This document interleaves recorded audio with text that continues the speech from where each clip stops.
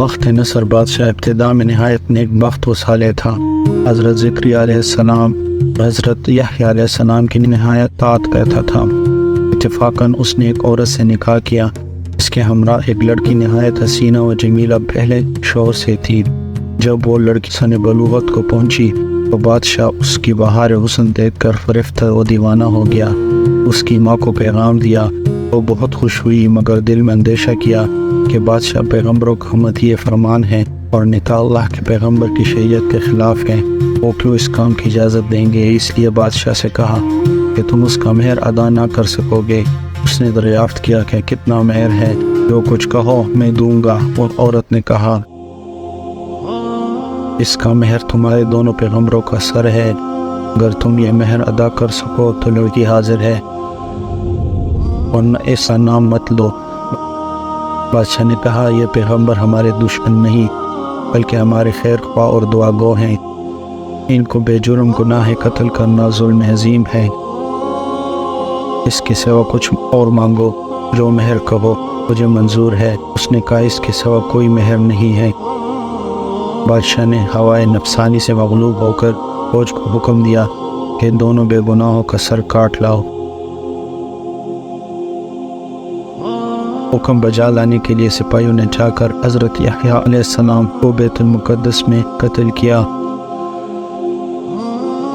اور حضرت زکریا علیہ السلام یہ حال دیکھ کر جنگل کی طرف بھاگ نکلے۔ فوج پیچھے ہوئی اور شیطان نے اس کی رہنمائی کی۔ جب سپاہیوں نے آ دبایا اور گھیر لیا تو حضرت زکریا علیہ السلام نے درخت سے التجا کی کہ مجھ کو اس وقت بنا دے۔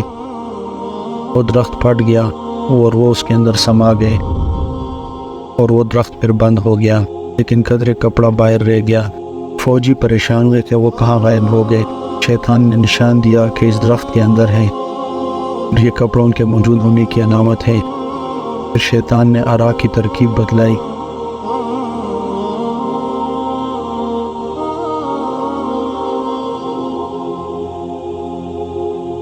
درخت چیرا گیا۔ جب نوبت آرا کی سر تک پہنچی تو حضرت یحییٰ علیہ السلام نے سسکی بھری۔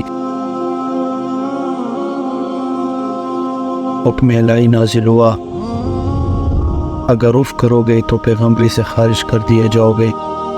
تم نے غیر سے کیوں پناہ مانگی؟ اگر ہم سے التجا کرتے تو کیا ہم پناہ نہیں دے سکتے تھے؟ اب اس کا مزہ چکھو اور چپ سر پر آرا چلنے دو۔ غرضے کے سر سے پاؤں تک جسم چیرا گیا اور حضرت زکریا علیہ السلام نے دم نہ مارا۔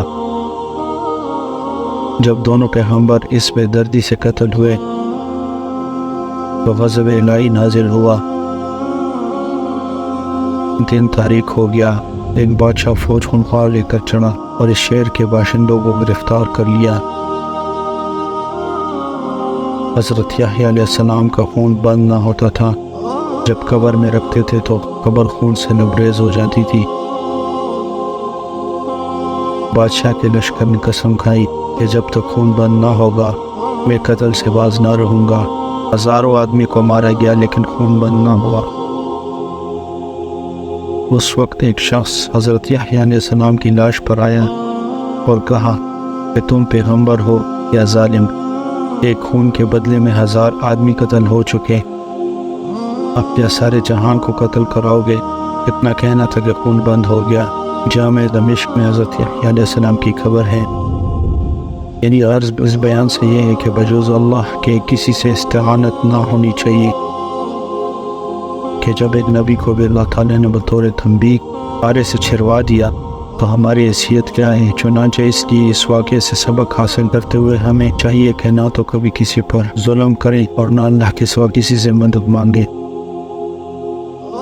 اللہ تعالیٰ ہم سب کو عمل کرنے کی توفیق عطا فرمائے، آمین یا رب العالمین۔